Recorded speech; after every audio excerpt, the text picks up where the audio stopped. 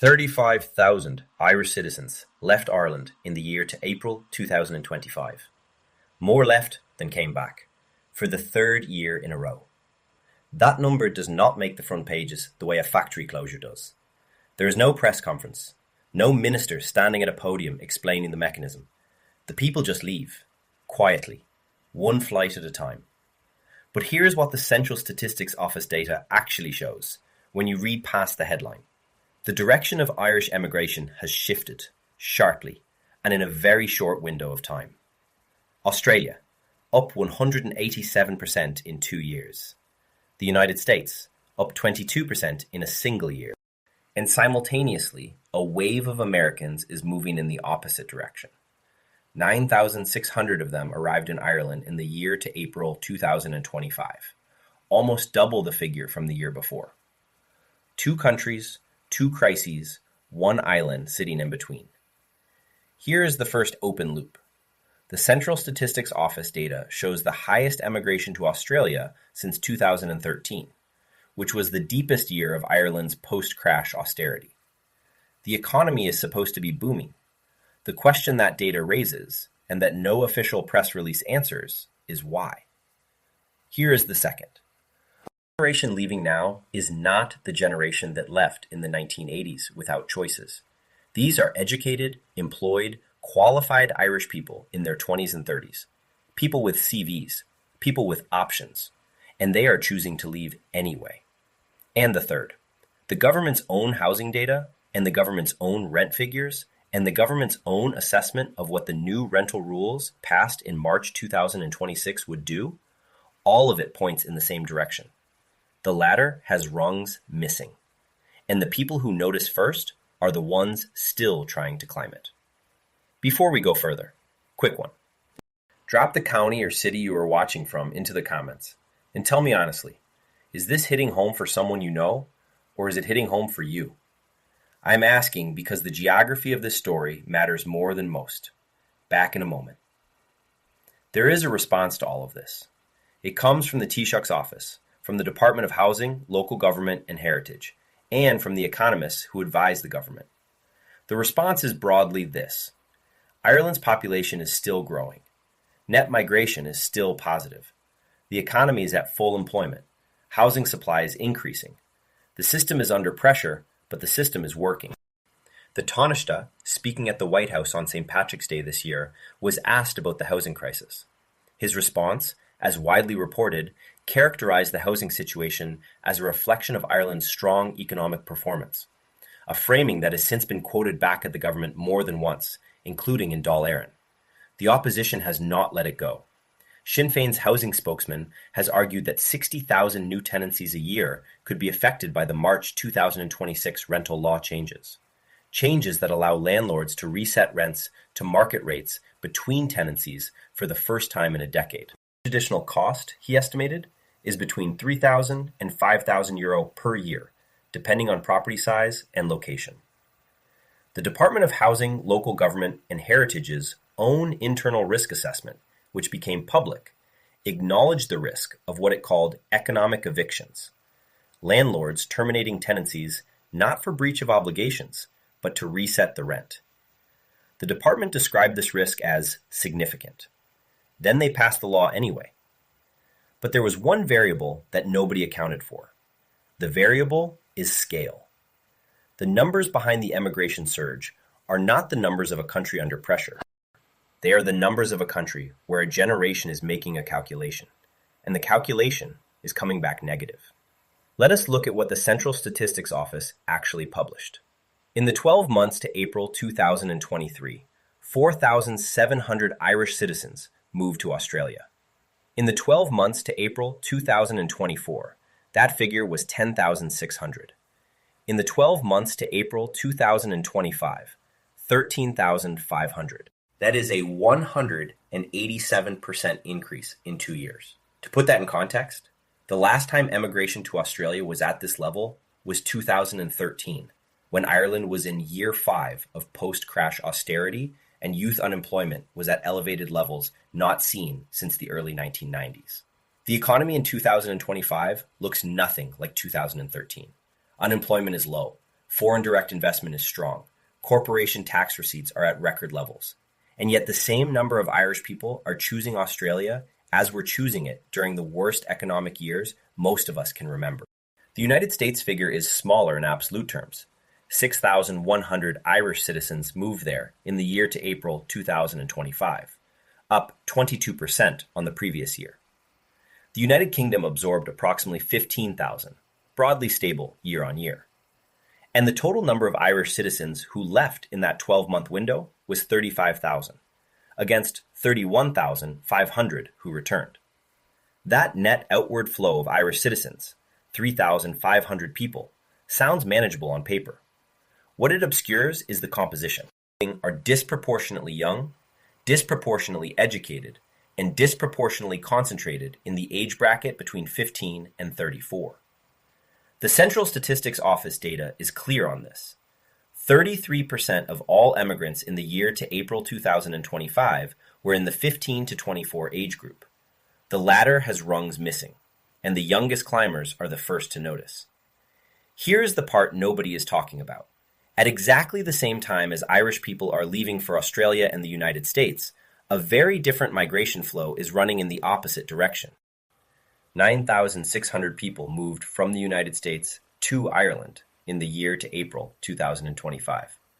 That is a 96% increase in a single year. It is the highest level of inward migration from the United States since the Central Statistics Office began compiling these figures. The Central Statistics Office does not record the reasons people move or their ancestry. What the data shows is the volume and the direction. What it also shows is the timing.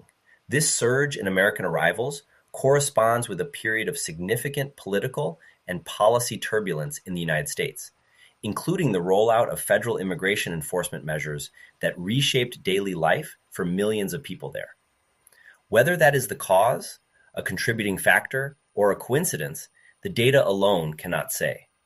What it can say is that Ireland was receiving Americans at record rates at the exact moment it was losing its own people at the highest rate since the crash. Ireland received them, and simultaneously, Ireland lost its own. The country that was the destination for reinvention is the same country that its own young people are leaving, at a rate not seen since the austerity years.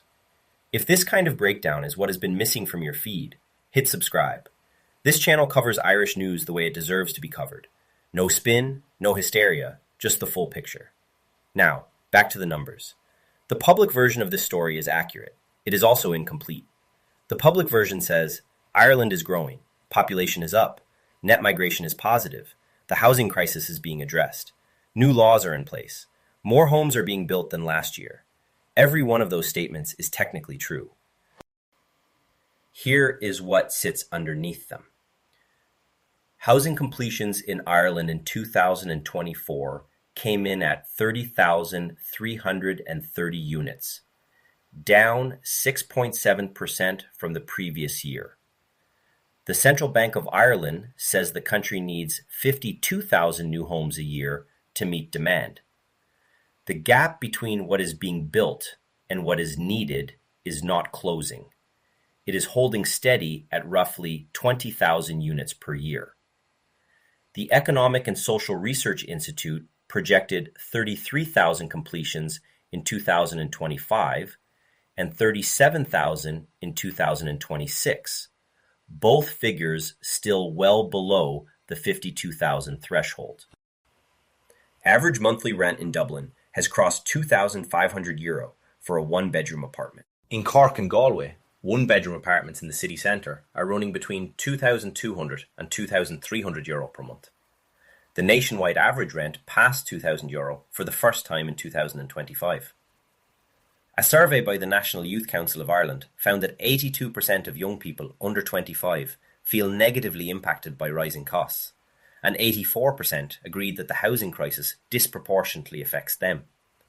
In a survey of final year students at Trinity College Dublin conducted earlier this year, nearly 80% said they were considering emigration within the next 5 years. Named most often as the reason was not lack of opportunity, it was housing.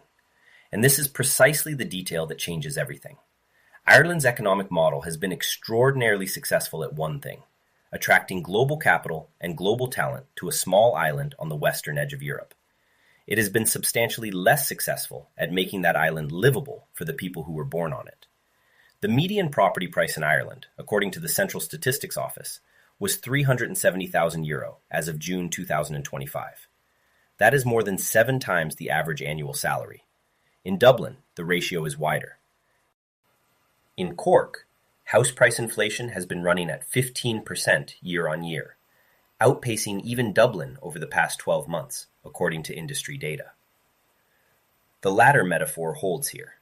The rungs at the bottom, affordable rental, affordable purchase, a realistic path from renting to ownership, have been missing for long enough that an entire cohort has simply decided the climb is not worth it. They have not given up on having a life. They have given up on having it here. But all of that is still abstract. Here is what it actually means for the household that pays the bill. If you are in your late 50s or early 60s, and you have a child or grandchild in their mid-20s, the emigration data is not a statistic. It is a conversation you have already had, or are about to have. It is a Sunday dinner where someone mentions Sydney or Toronto or San Francisco with a particular kind of quiet finality. It is the realization that the return visit schedule is going to be annual at best, and that the gap between what you expected family life to look like and what it actually looks like is widening every year. For those watching from Australia, the United States, or the United Kingdom, this is the Ireland you would come back to.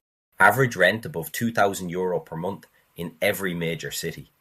A housing market where the median purchase price is more than 7 times the average salary. A rental law that, as of the 1st of March 2026, allows landlords to reset rents to full market rate between tenancies for new contracts. A change the Department of Housing, Local Government and Heritage's own risk assessment described as carrying significant risk of evictions driven by economics, not tenant behaviour. That is the current offer. The question is whether enough has changed to make the calculation come out differently than it did when you left. If you paid rent in any Irish city in the last 12 months, this is your money. The average Dublin renter is spending more than €30,000 per year on rent alone. That is not what the rent pressure zone legislation was supposed to produce. The rules that capped rent increases at 2% per year were described in 2016 as a temporary measure, a 3-year window of rent predictability while supply caught up with demand. They lasted 10 years before being partially unwound, and the unwinding, according to the department's own documentation, was expected to push average rents up in the short term. The latter has always had rungs missing for some people. What the current data suggests is that it now has rungs missing for enough people that the calculation is changing at a generational level. 35,000 citizens out, 31,500 back in. For the 3rd consecutive year, more Irish people are leaving than returning. The age profile of those leaving, concentrated in the 15 to 34 bracket, means the outflow is not being replaced at the same rate at the bottom of the labor market and the housing market. None of the figures above, the emigration numbers, the rental averages, the housing completion shortfalls, are in dispute. They are published by the Central Statistics Office, the Central Bank of Ireland, the Economic and Social Research Institute, and the Department of Housing itself. The data is not hidden. The mechanism is not unclear. The latter has rungs missing, and the architectural drawings are on public record.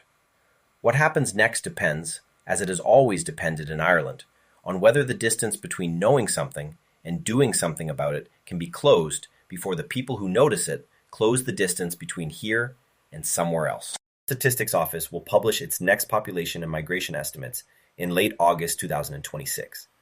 The figures will cover the 12 months to April 2026, the first full year after the new rental laws came into effect. Watch those numbers. This is a story that does not end with a resolution. It ends with a question that a country has to answer for itself.